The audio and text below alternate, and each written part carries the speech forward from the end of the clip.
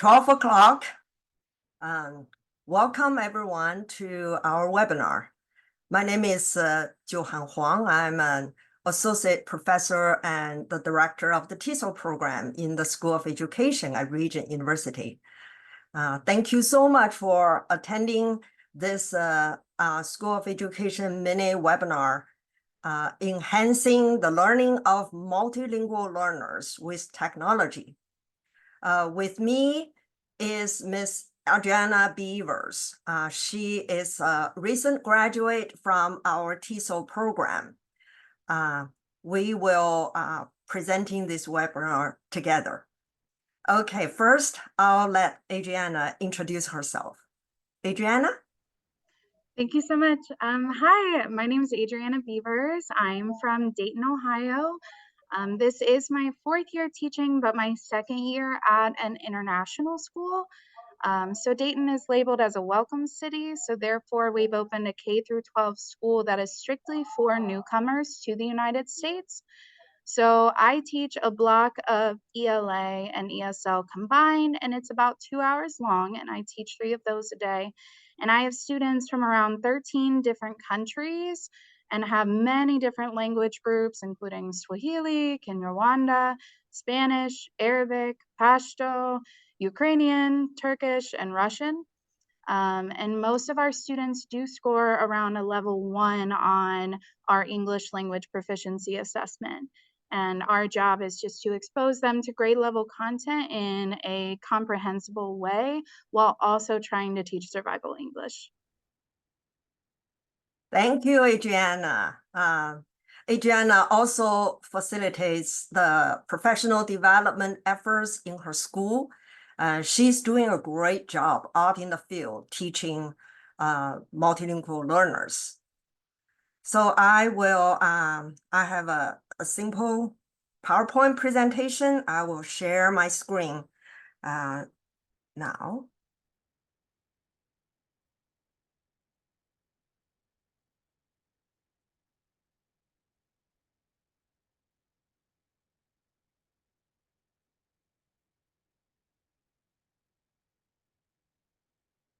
Okay, so in this webinar, I will first discuss some of the top benefits of using technology in the classroom. I will then introduce 3 principles of effective instruction for multilingual learners. And Adriana will provide some practical applications using technology in the classroom. At the end of our webinar, there will be time for Q&A. So now let's begin.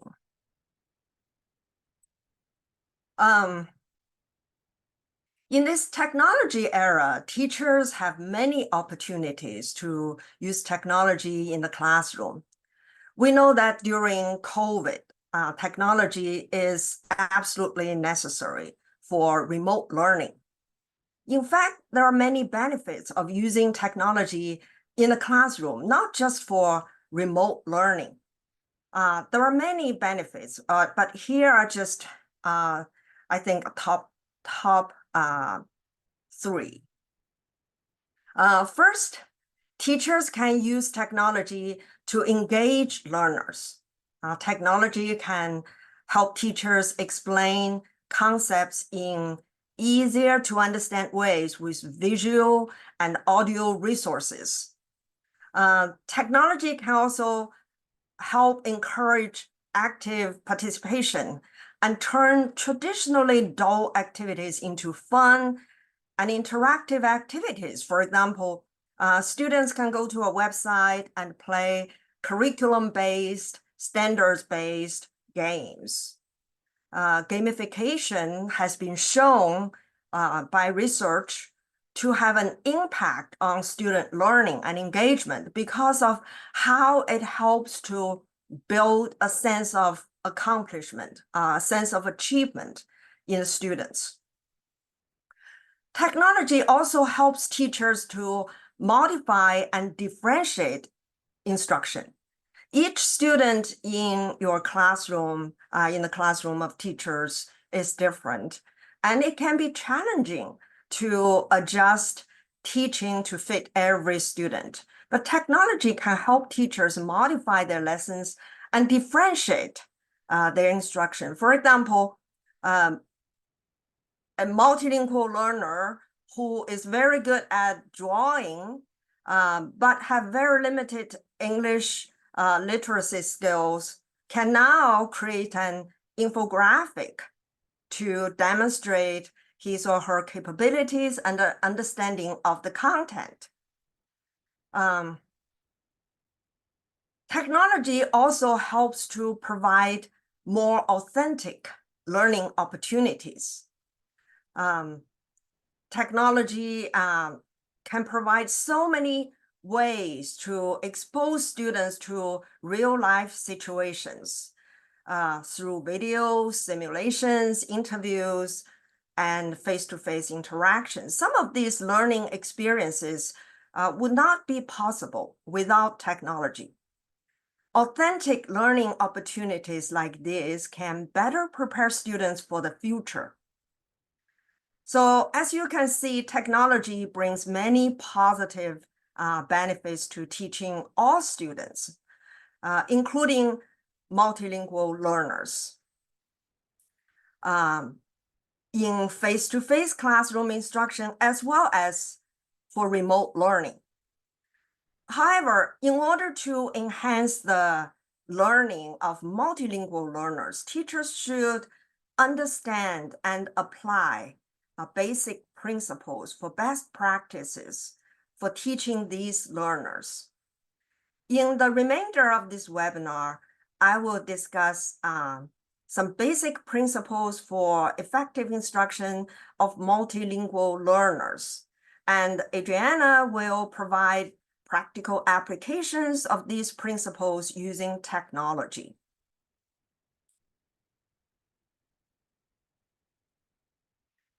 The principles for effective instruction of multilingual learners, these three principles are drawn from a conference presentation my colleague and I gave at a SITE conference. SITE is for Society for Information Technology and Teacher Education.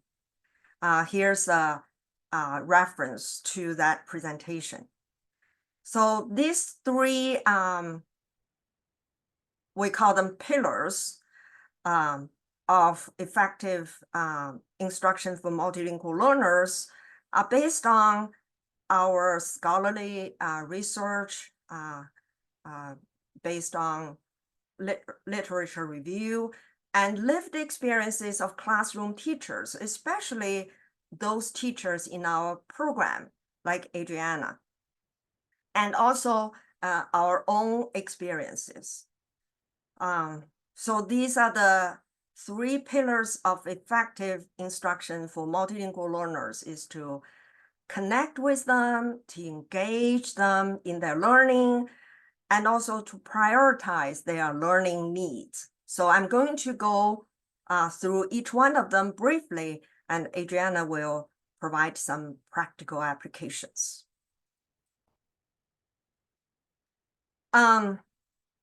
This is the first pillar, to connect with your students. Making connections with students is crucial for effective instruction.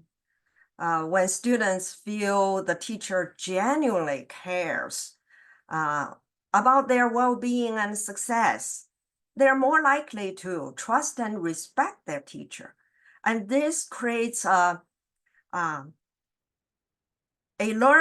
very positive learning environment where students feel comfortable asking questions, sharing their thoughts and ideas, and taking risks in their learning. Building relationships is not only important for social emotional learning, but supports students' academic success. Making connections may include these strategies: getting to know students' interests, talents, strengths, and needs, providing demonstrations, resources, and communication in the first language of your students and parents. And also in providing opportunities to share their stories.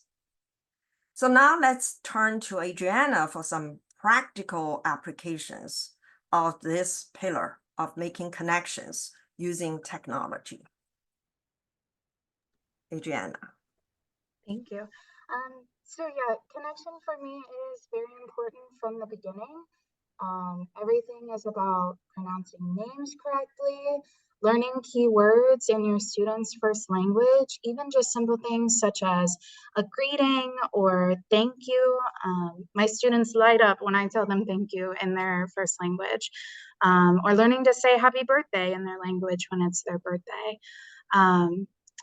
For names and incorporating technology, you can always have students use Google Slides and do a presentation about their name, what it means to them, why it's important in their culture and in their family.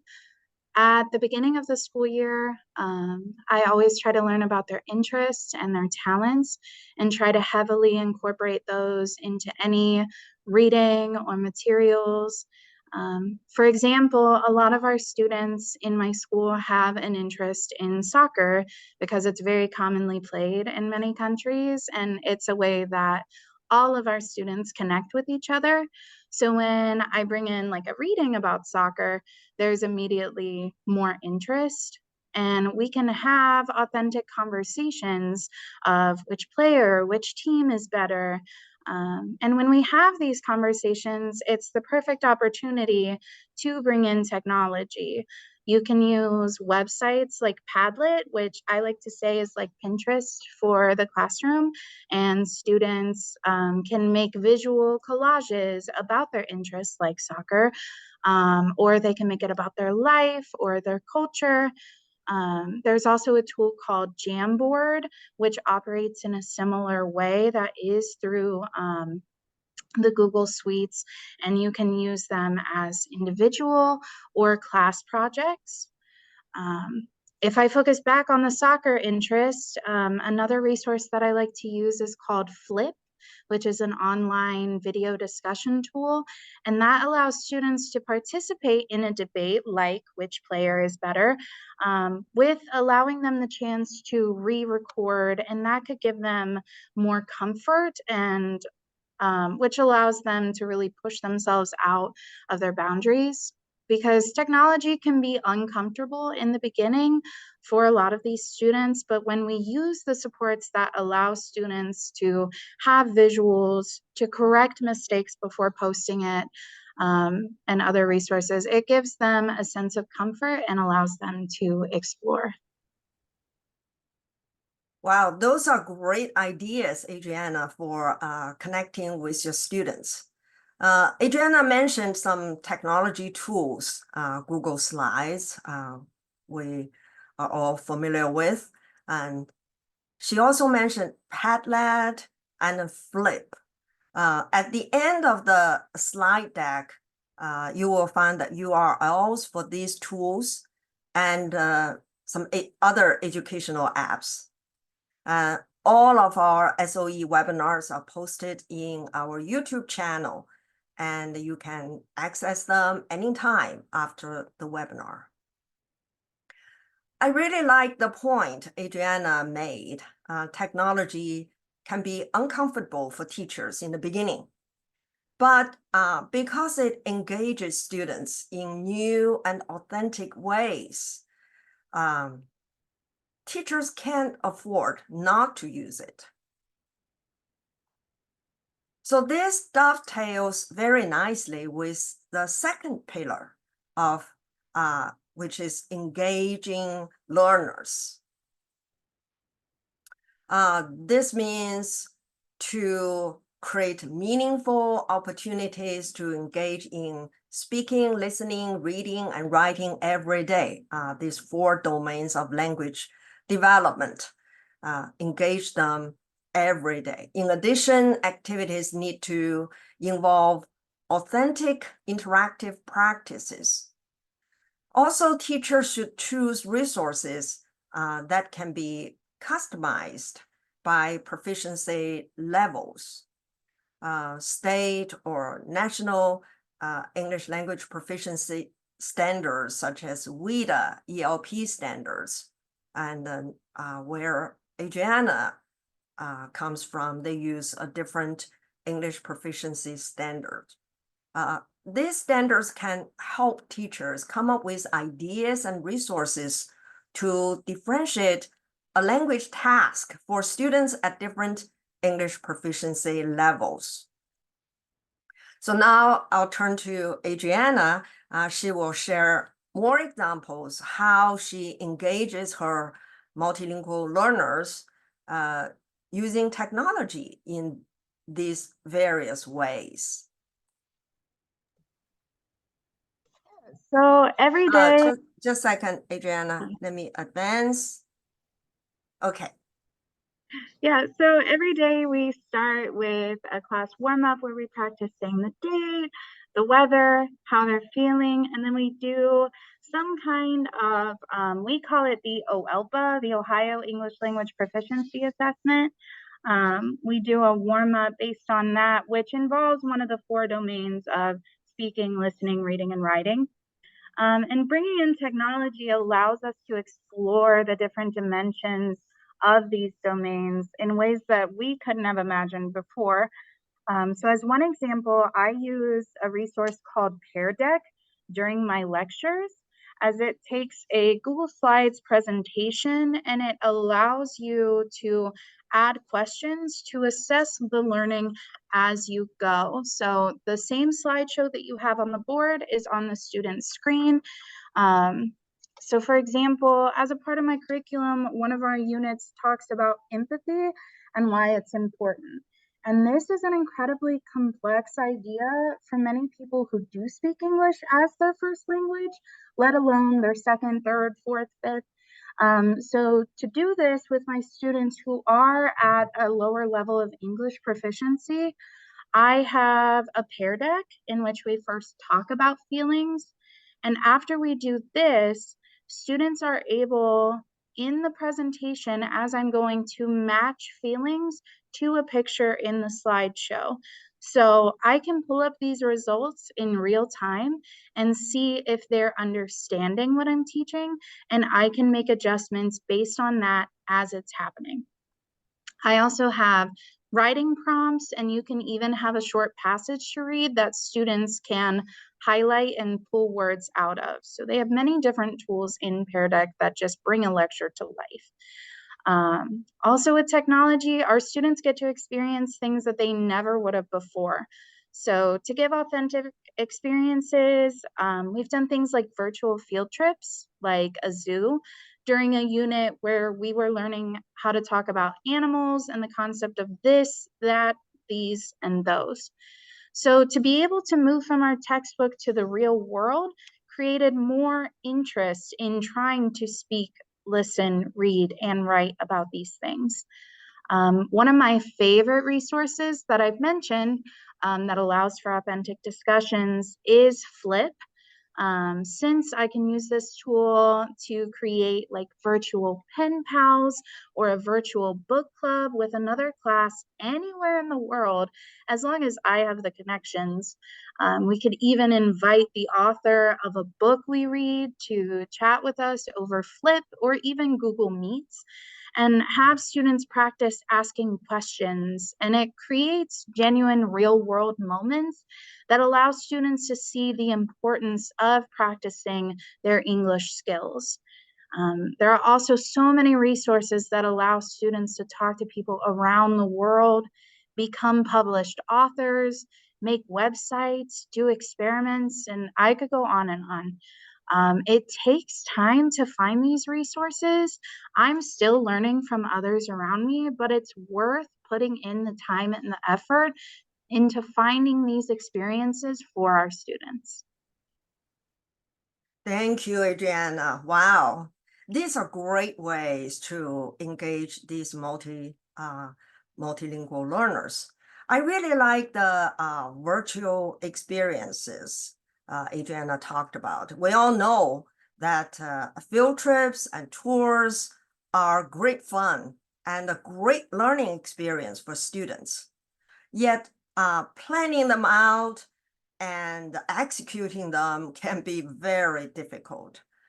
These virtual options now give students the same benefit of a field trip and tour without any of the planning and hassle.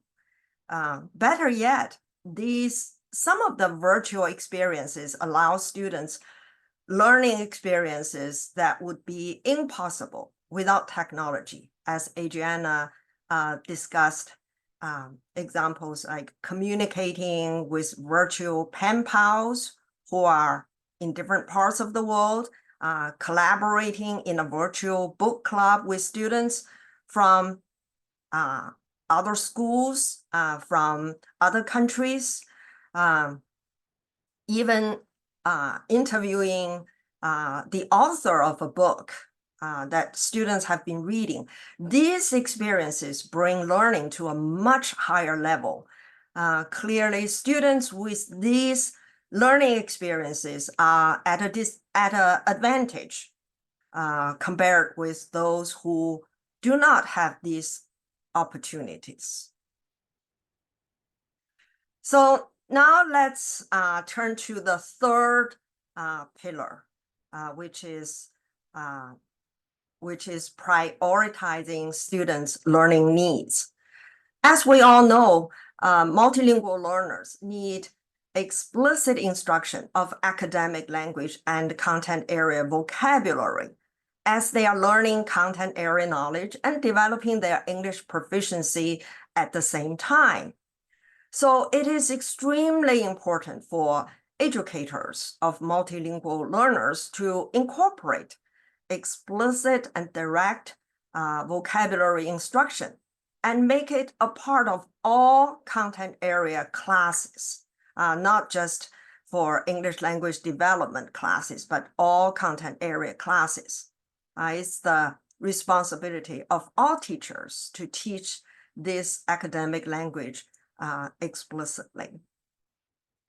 Like listed here, focus should be placed on high utility words that appear across content areas. Some of the examples of these words are like predict, describe, analyze. These words are also called tier 2 words. The more students learn these high utility words, the better they will be able to comprehend text that contains these words. Explicit instruction of academic language should also include teaching students strategies for deciphering the meaning of new words. These strategies can result in stronger independent reading skills because the students now have improved ability to construct meaning of a text. Finally, instructions should be aligned with their English language proficiency grade level curriculum and content area standards. So now let's turn to Adriana for some practical strategies. Thank you. Yeah, one of my biggest takeaways has always been comprehensive or comprehensible input. When we are constantly introducing new words and concepts, we should have visuals, we should use gestures, we should increase our wait time, and try to find ways to change definitions to help it make sense. Any kind of manipulatives like holding up color cards to show colors, anything that makes what we're trying to teach make a little more sense and make it accessible to everyone. Always use repetition, call and response to show how words sound and encourage them to say it. New vocabulary can be so terrifying. And now that we have a vast amount of technology, we can help bridge this gap and provide new experiences. So, one technology tool that helps to prioritize the vocabulary needs is Wordle.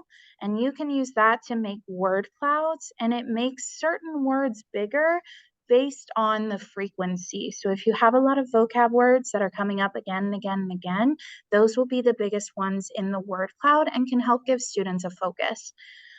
You can have each student make one, or you can make a class one, and you guys can compare your class periods to make it an activity that goes across all of them. You could also use Padlet or a Jamboard to have those class visuals that they can contribute to as you work through your units. For example, you can make your word walls in these digital tools like Padlet, and it shows everything that you keep adding. So you can continuously look back to them. Or I can use a tool like Edpuzzle, which allows you to take a video and add different types of assessment questions. So the videos could be about unit vocabulary or about a topic you're discussing, and you can try to have students pull out words and focus on what they recognize. So what Edpuzzle does is it takes the video, it pauses it, and it gives them a question, and they always have the option to rewatch as many times as they need to. And when it comes to the English language proficiency standards, a lot of times they can be overwhelming, but let them guide you and give you tips. Many of the ELP standards say the skills that align to it. So for example, our Ohio English language proficiency standard that I have to use for grade 9. So grade 9.1 standard is an English language learner can construct meaning from oral presentations and literary and informational texts through grade appropriate listening, reading, and viewing, which to me at first can sound like a lot and be overwhelming. However, they go in to specify that, for example, I have a lot of students who are in level 1. So they can meet this standard by using a very limited set of strategies to identify just a few keywords and phrases. And this helps me think of the accommodations that I need to meet. And a lot of times I'm going to bring in technology to do that. So this is where I can bring in my digital tools like Pear Deck, for example, and I can have them highlight or circle the words that they hear in the presentation.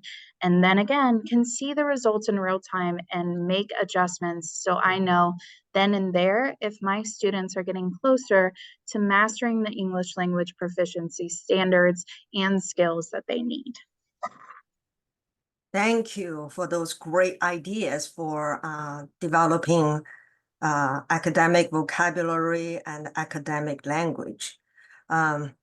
Again, you will find the URLs for the powerful educational apps that Adriana mentioned at the end of the slides. So as a recap, here are the 3 pillars of effective instruction for multilingual learners. When designing instruction for multilingual learners using technology, it is important to keep these principles for best practices in mind. Good practices plus technology can help you be more effective educators, which in turn will help multilingual learners be more successful in their content area learning and English language development.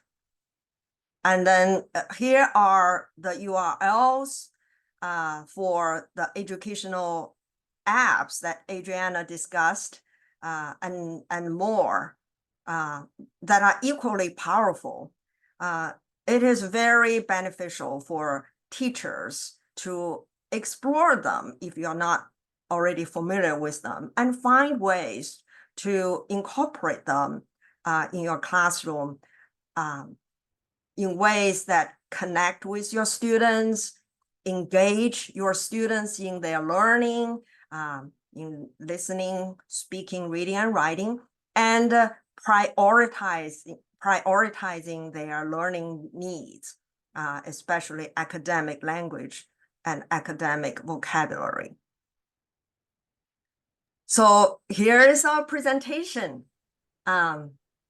The do you have any questions? I have a question. Mm, Um, is there a way we could email that last slide out? Because I would love to share those resources with sure, folks. Okay, sure. Yeah. thank you. Um, yeah, those are very, very powerful educational apps. I also have a question. Mm, For any ESL teacher who may be viewing this webinar and saying, oh, wow, I really would like some additional training. I know that we address many of these principles and practices in our TESOL program, but there's also an educational technology course right. here, Regent. Can you talk a little bit about that and what types of things people would gain from taking that ed tech course?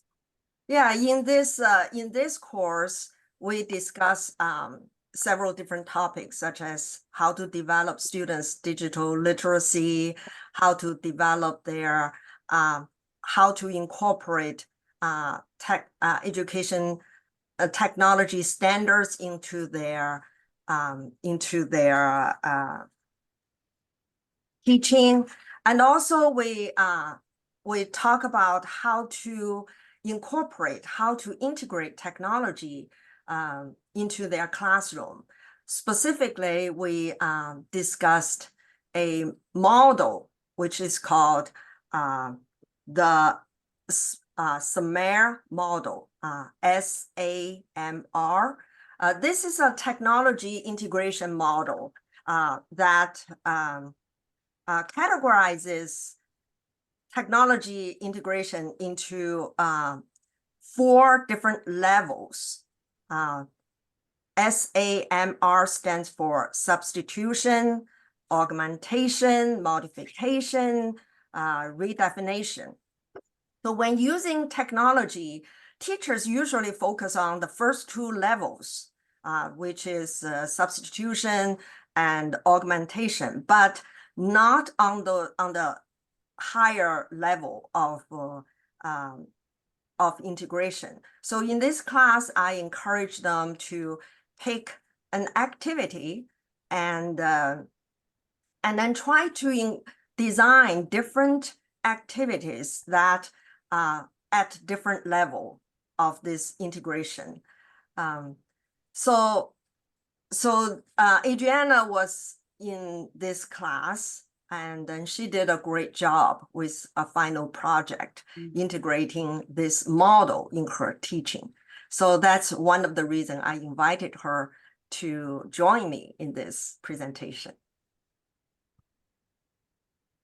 Such looks like- rich information. It's really delightful. Thank you so much. And it looks like we've got a question from Kurt Kressig. Yeah. Yeah, hey, Adriana, I'd like to know a little bit more about your school. And you said it's all ELs or English language learners that are there. What's the size of it? Yeah, currently so we are a K through 12 building. All in total, we're around 400 students. And we get about 40 new students each month or so. And right now I'm in the 712 wing. I do teach high school. And we have about 130 in our wing. And Okay. yeah. So this is part of all, I mean, obviously that this is just an influx of folks coming into our country, and then the response trying to manage it the best that they can. Some of these students are going to be very good students once they learn the language, the English language. What's the number one thing that you face what's the hardest part of your job right now? The hardest part of my job right now with the influx of students, for example, one of my class sizes is 33. Wow. And when you have 33 students who are all at different levels, some of them, when we do their screeners, they are in level 1, some of them are in level 2, but that's about as high as we're getting. And then some of our students are students with limited or interrupted formal education. So just trying to meet the needs of all of our different students while also making everything engaging for them has been a very big challenge, especially in such large groups. Yeah, I get that. So last question real quick before we go. Adriana, what's the best part of your day? The best part of my day, I always love little light bulb moments, or I love when a student breaks out of their silent period. Those are always my favorite moments. Excellent, excellent. And I'm sure your kids would not say recess. They would say, Miss Beaver's class. That's my favorite part of my day. So good for you, and thank you for what you do. I don't know, I'm competing with band, but thank you very I much. hear you. All right. Thank you so much, everyone. I appreciate your expertise, and we will share this online with everyone. Thank you, everyone. Thank you right, guys God so much bless. for having me. Yep. Thank Bye-bye. you. Bye. Bye-bye.